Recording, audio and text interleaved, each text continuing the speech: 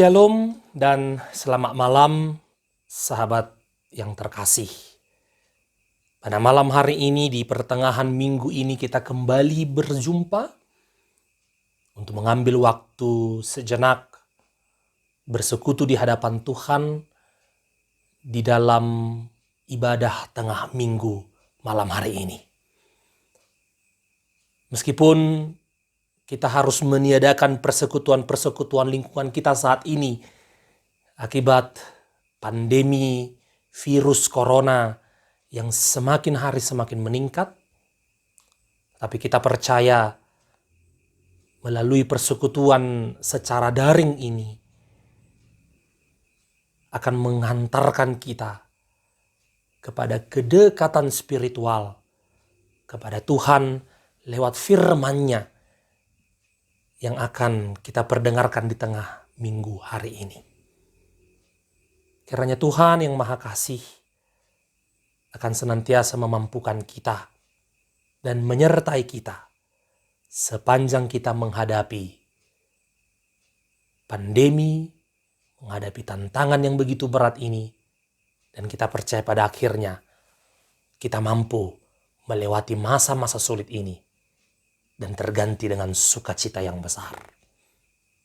Oleh karena itu, mari kita memasuki persekutuan yang indah dengan Tuhan pada malam hari ini dengan meyakini bahwa pertolongan kita adalah di dalam nama Tuhan yang menjadikan langit dan bumi, yang kasih setianya kekal hingga selama-lamanya, serta tidak pernah meninggalkan perbuatan tangannya. Mari kita berdoa untuk memohon bimbingan Roh Kudus. Terima kasih ya Tuhan atas penyertaan dan kasih-Mu yang menyertai kami di tengah perjalanan hidup kami yang penuh dengan tantangan dan rintangan. Di malam hari ini Tuhan, kami mengambil waktu sejenak untuk bersekutu di hadapan-Mu. Biarlah Roh Kudus-Mu yang menuntun kami, agar kami mengerti kehendak Tuhan, mengerti maksud dan rencana Tuhan di dalam firman Tuhan yang akan didengarkan dan akan kami bawa ke dalam kehidupan kami masing-masing. Hamba-Mu yang memimpin dan menyampaikan maksud dan kebenaran-Mu, biarlah roh Tuhan juga Engkau letakkan di dalam mulut dan jiwa hamba-Mu ini, agar firman-Mu tersampaikan dengan baik dan benar. Kami serahkan hidup kami seluruhnya, dan Tuhanlah kiranya yang menolong dan membimbing kami. Dalam Kristus Yesus, Tuhan dan Juru Selamat kami yang hidup. Amin. Mari kita angkat pujian. Kupuji kuasa Tuhanku.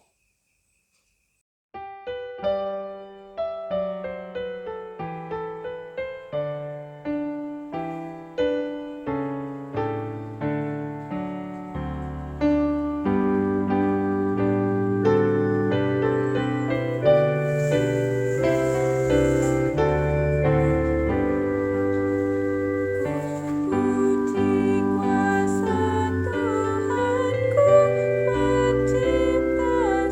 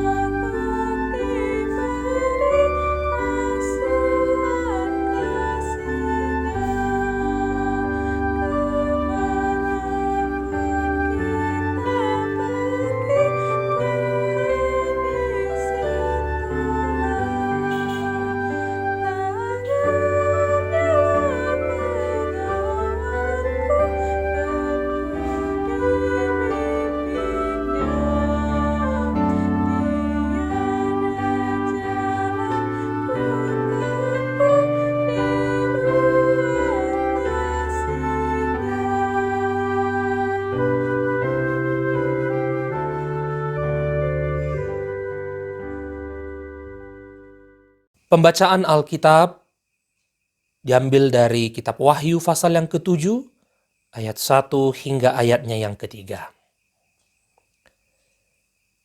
Kemudian daripada itu, aku melihat 4 malaikat berdiri pada keempat penjuru bumi, dan mereka menahan keempat angin bumi, supaya jangan ada angin bertiup di darat, atau di laut, atau di pohon-pohon. Dan aku melihat seorang malaikat lain muncul dari tempat matahari terbit. Ia membawa meterai Allah yang hidup, dan ia berseru dengan suara nyaring kepada keempat malaikat yang ditugaskan untuk merusakkan bumi dan laut. Katanya, janganlah merusakkan bumi atau laut atau pohon-pohon sebelum kami memeteraikan hamba-hamba Allah kami pada dahi mereka. Demikian pembacaan firman Tuhan. Berbahagialah orang yang mendengarkan firman Allah serta memeliharanya dalam kehidupannya sehari-hari. Amin.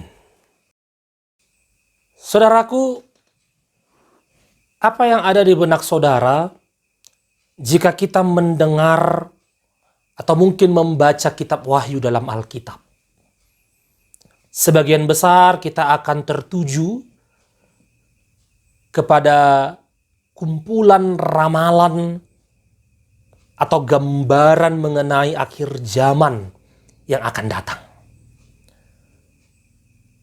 Bahkan dengan semangat atau mungkin suasana yang berapi-api, para pembaca akan diarahkan mengenai pengangkatan orang-orang beriman ke surga sebagai orang-orang pilihan yang diselamatkan.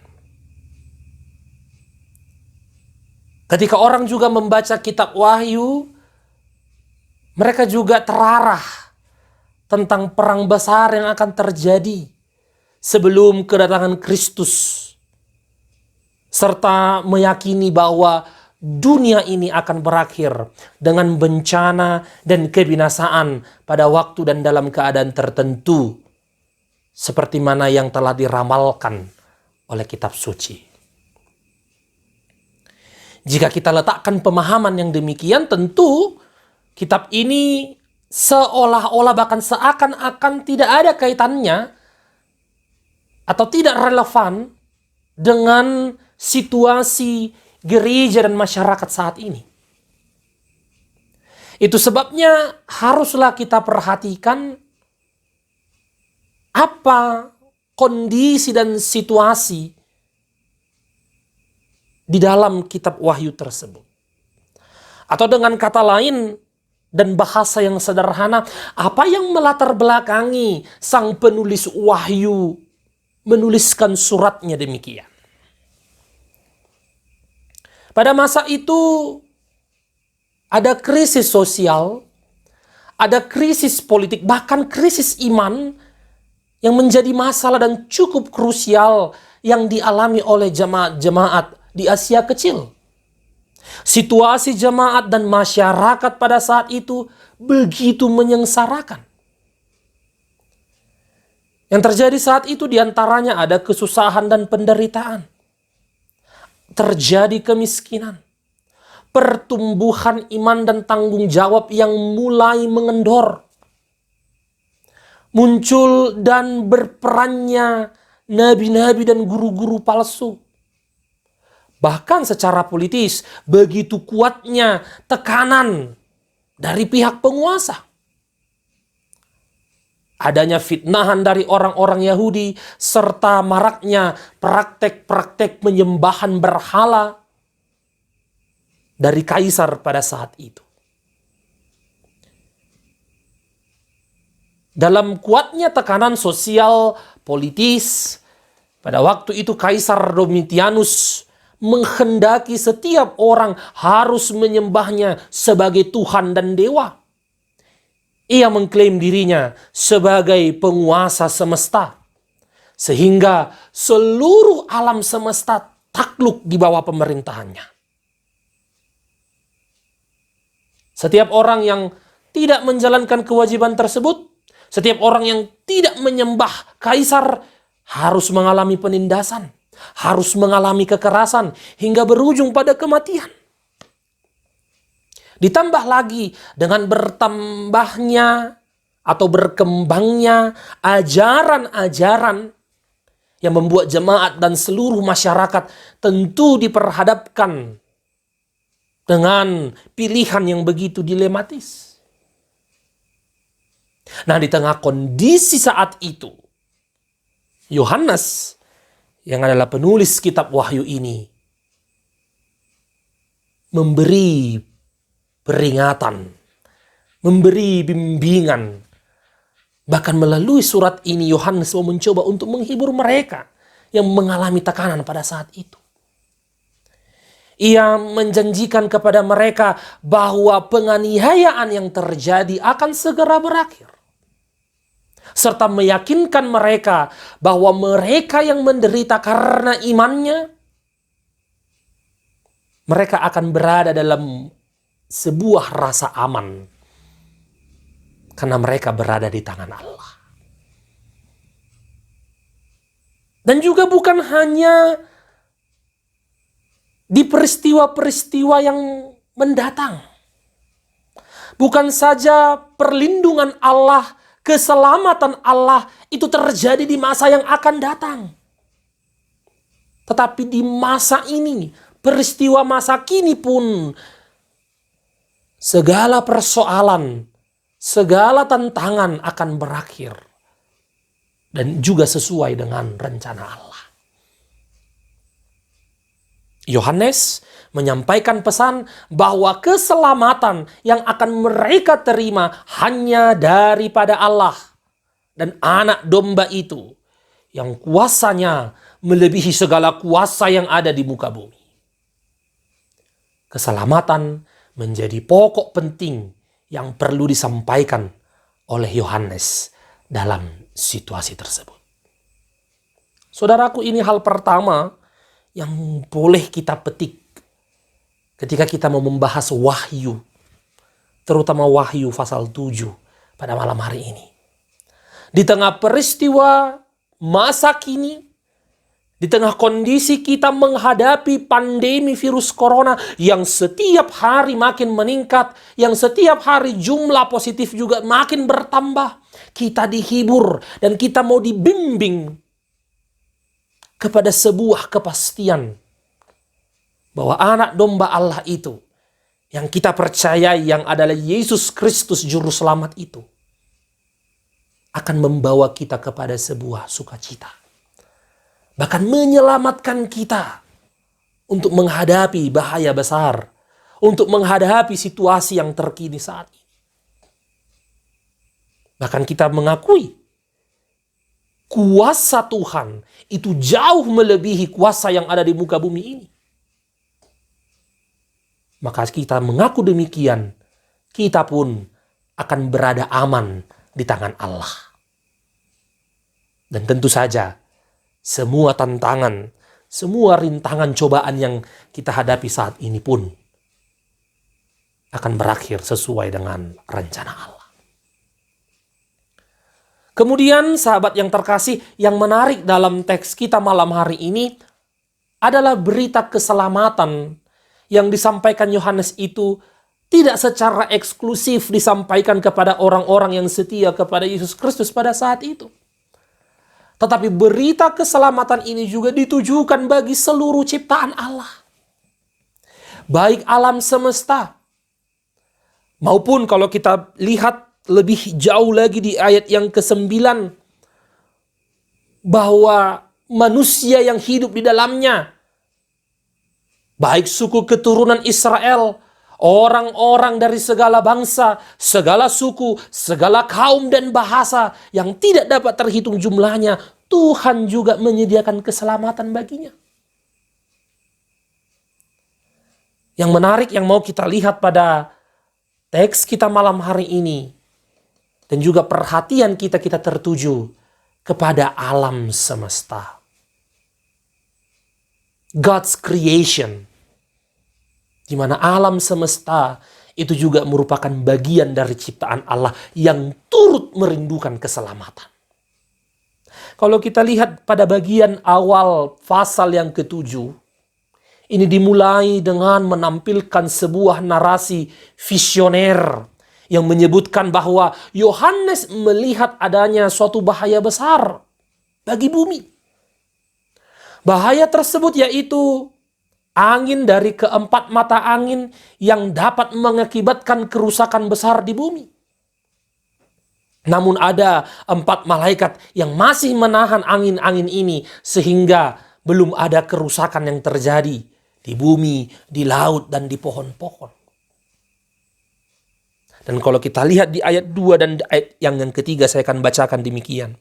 Dan aku melihat seorang malaikat lain muncul dari tempat matahari terbit. Ia membawa meterai Allah yang hidup. Dan ia berseru dengan suara nyaring kepada keempat malaikat yang ditugaskan untuk merusakkan bumi dan laut. Katanya, janganlah merusakkan bumi atau laut atau pohon-pohon sebelum kami memeteraikan hamba-hamba Allah kami pada dahi mereka.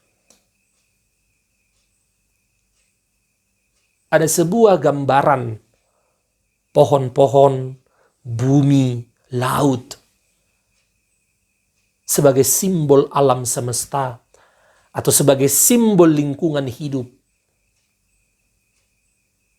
di mana terjadi sasaran kehancuran oleh karena bencana atau malapetaka kosmis yang terjadi. Kita mengetahui ada pandangan antroposentris yang mengatakan akibat ulah manusia alam menjadi hancur. Akibat ulah manusia alam menjadi rusak. Ciptaan alam tidak terurus dengan baik.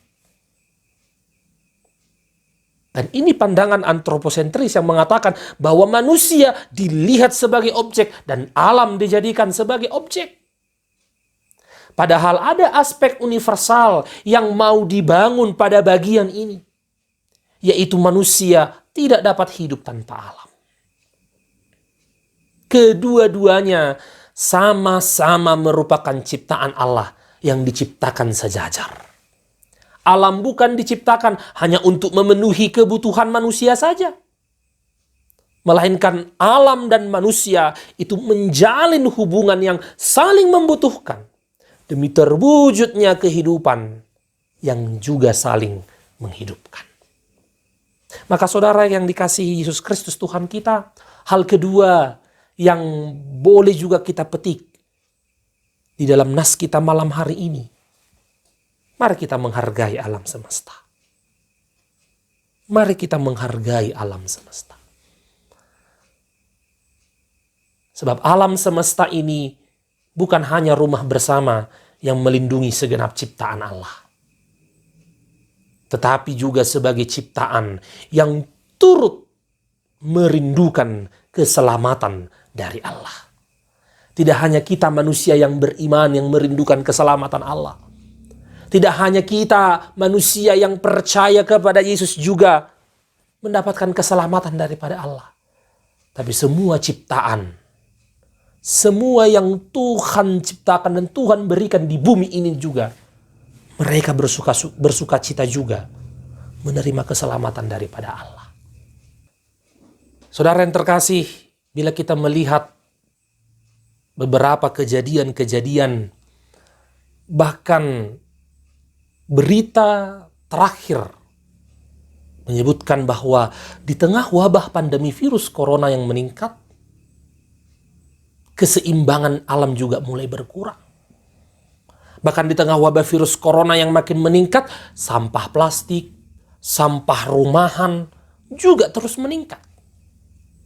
Penggunaan plastik yang sekali pakai menjadi limbah terbesar di tengah kondisi kita menghadapi COVID-19 ini. Mengapa bisa terjadi demikian? Sifat kerakusan kita, sifat ketamakan kita, berupa perilaku konsumtif itu yang merebak saat ini. Kita masih ingat perumpamaan tentang orang kaya yang bodoh di khotbah pada hari Minggu yang dikhotbahkan di gereja-gereja anggota UIM yang memakai nas Lukas 12 itu. Begitu luar biasa. Sifat ketamakan yang menimbun, yang meraup untung demi dirinya sendiri. Begitu juga dengan keadaan saat ini yang merugikan alam semesta, perilaku konsumtif kita. Kita masih ingat masker sekali pakai yang begitu langka, yang sekarang sudah mulai berganti dengan masker kain atau masker yang bisa dipakai terus-menerus dengan dicuci setiap hari. Kita bisa lihat, bayangkan limbah plastik. Kita bisa bayangkan beberapa limbah-limbah lainnya yang muncul pada saat ini,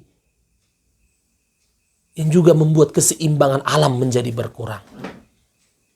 Wabah pandemi virus corona yang semakin meningkat, keseimbangan alam yang tidak lagi stabil akibat perilaku kita yang demikian juga menjadi tidak seimbang. Tentu saja, saudara yang dikasihi Tuhan, kita tidak ingin lagi menambah parah kerusakan yang terjadi di muka bumi ini. Maka malam ini, melalui persekutuan kita di tengah minggu ini, kita mau berkomitmen untuk menjadi agen perubahan. Bahkan ketika pemerintah telah memberikan sebuah keadaan new normal, kita jadikan new normal ini sebagai saat kita untuk berubah dan membiasakan diri untuk hidup baru. New normal mau meninggalkan cara-cara hidup yang lama. New normal mau meninggalkan kehidupan kita yang tidak pernah cuci tangan, yang jarang menjaga kebersihan. Kita biasakan diri kita untuk menjaga, merawat diri kita ini. Bukan hanya secara kebersihan jasmani. New normal secara rohani juga demikian. Ketika kita adalah umat yang diselamatkan oleh Yesus Kristus, kita mau menjadi new normal. Kita tinggalkan cara hidup yang lama. Kita tinggalkan kebiasaan yang lama menuju kepada sebuah kebiasaan yang baru. Minimal kita memiliki hidup ugahari. Spiritualitas keugaharian. Artinya etos hidup yang berkecukupan. Tidak melebihi kadarnya. Cukuplah bagiku hal ini. Cukuplah bagiku demikian. Tidak melebih-lebihkan. Ini yang menjadi panggilan iman kita. Bagaimana kita terpanggil untuk merawat ciptaan Allah. Kita terpanggil untuk menjaga, memelihara, menghargai alam semesta. Sebagaimana kita adalah orang-orang yang diselamatkan. Dan Kristus menyelamatkan umat manusia dan seluruh alam ciptaan. Maka kita melalui hidup yang demikian, kita mampu untuk berjalan di dalam kehidupan kita yang penuh dengan tantangan, penuh dengan rintangan yang kita hadapi saat ini. Maka yakinlah saudara-saudara, kita akan mampu melihat rencana Allah yang nyata dan hebat itu. Rencana keselamatan Allah akan terus dinyatakannya di dalam kehidupan dunia dan alam semesta yang Tuhan anugerahkan bagi kita saat ini. Oleh karena itu, mari kita menjalani new normal dengan memelihara, menjaga, dan menghargai alam semesta kita ini yang kita diami saat ini. Sebagai wujud kita menghargai keselamatan yang Tuhan berikan bagi kita sebagai anugerah terbesar di dalam Yesus Kristus Tuhan kita. Tuhan memberkati kita selalu. Amin.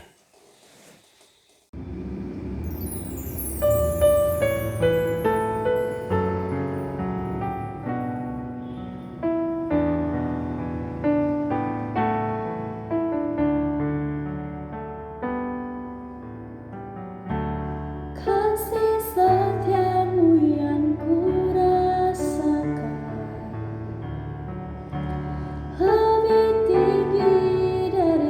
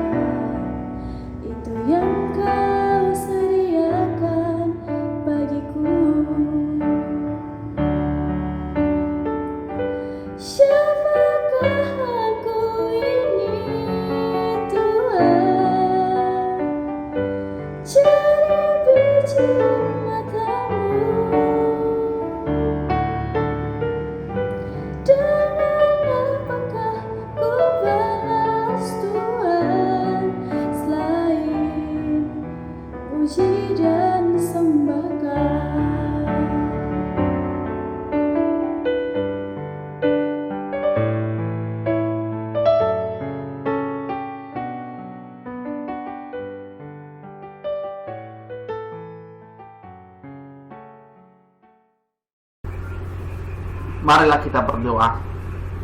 Terpujilah Engkau ya Allah Bapa, Anak dan Roh Kudus, atas rahmat-Mu dan berkat-Mu Tuhan pada hari ini, pada malam ini, di mana kami boleh berkumpul bersekutu memuliakan nama-Mu melalui dari ibadah online ini. Ya Bapa, tadi kami telah mendengarkan firman-Mu yang disampaikan oleh hamba-Mu. Berkatilah Tuhan hati dan pemikiran kami, agar kami dapat memahami setiap dari firman yang disampaikan oleh hamba-Mu Tuhan. Berkatilah juga Tuhan hamba-Mu dalam pelayanannya Tuhan. Ya Bapa, kami berdoa pada malam hari ini kepada negara kami yang tercinta, Republik Indonesia, yang pada hari-hari ini mengalami suatu musibah, yaitu pandemi virus corona. Bapa, seperti yang Kau ketahui Tuhan, bahwa virus corona ini telah menyebar ke seluruh dunia dan juga Tuhan menyebar ke negara Indonesia. Dan banyak Tuhan oleh karena virus corona ini korban jiwa dan orang-orang terjangkit virus corona. Begitu juga Tuhan, kami Tuhan menjadi lemah karena virus corona ini. Dari segi ekonomi dan dari segi apapun kami menjadi lemah karena virus corona ini. Tetapi kami mohon belas kasih-Mu ya Tuhan, tolonglah kami dalam menghadapi virus corona ini. Sembuhkanlah Tuhan orang-orang yang telah terjangkit virus corona, agar mereka kembali sembuh. Pulihkanlah Tuhan, pulihkanlah Tuhan, pulihkanlah Tuhan kami. Pulihkanlah Tuhan situasi, agar kami kembali lagi pada situasi normal dan kami bersukacita memuji-Mu Tuhan. Ya Tuhan, kami berdoa juga kepada orang-orang yang kami kasihi dimanapun mereka berada. Berkatilah Tuhan mereka, lindungilah Tuhan mereka. Terlebih lagi Tuhan, kami berdoa kepada orang tua kami. Berilah berkat-Mu dan rahmat-Mu kepada mereka Tuhan. Berilah rezeki-Mu kepada mereka Tuhan. Tuhan, kami berdoa kepada umat Kristen yang ada di seluruh dunia. Jadikanlah Tuhan kami seperti garam dan terang dunia, agar seluruh dunia tahu, seluruh orang tahu, seluruh manusia tahu bahwa kami adalah pengikut sejati-Mu ya Tuhan. Ajarilah kami untuk semakin mengenal akan Engkau ya Tuhan. Ajarilah kami agar kami takut kepada-Mu ya Tuhan. Lindungi kami, berkatilah kami, jauhkanlah kami dari pencobaan dan mara bahaya. Namun Roh Kudus-Mu selalu menyertai dan melindungi kami. Kuatkanlah Tuhan iman kami dalam menghadapi setiap pencobaan. Kuatkanlah Tuhan kami dan kasihanilah kami. Ampunilah Tuhan segala pelanggaran kami, agar rahmat-Mu dan berkat-Mu tidak terhalang oleh karena dosa pelanggaran kami. Ya Tuhan, masih banyak lagi permohonan yang kami ingin sampaikan kepada-Mu, tetapi Tuhanlah yang mengetahui isi hati setiap orang. Engkaulah yang mengetahui isi hati kami.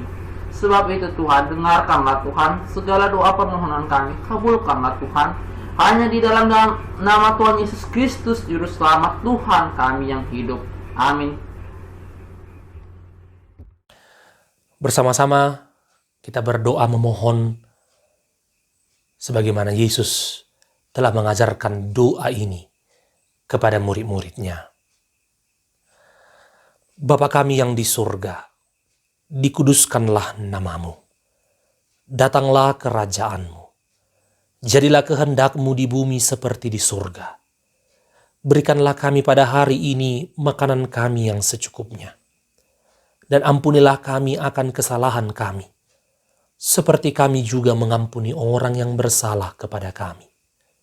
Dan janganlah membawa kami ke dalam pencobaan, tetapi lepaskanlah kami daripada yang jahat.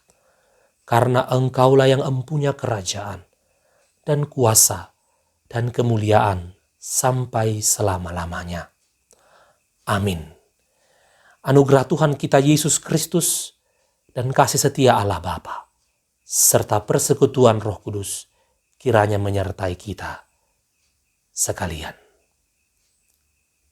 Amin. Terima kasih telah bersama-sama mengikuti ibadah tengah minggu pada malam hari ini. Sebagai lagu penutup, kita akan bernyanyi dari pelengkap Kidung Jemaat, setiamu Tuhanku tiada bertara.